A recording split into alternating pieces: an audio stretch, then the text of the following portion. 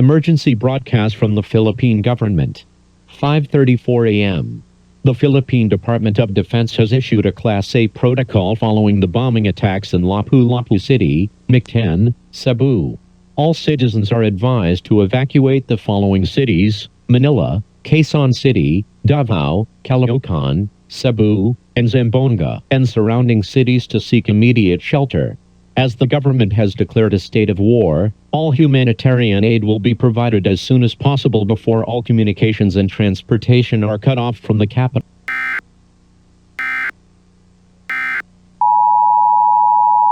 Emergency broadcast from the Philippine government 1962-10-12601 a.m.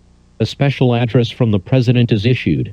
To my fellow Filipinos and citizens, our nation is lost but forever lives in our hearts.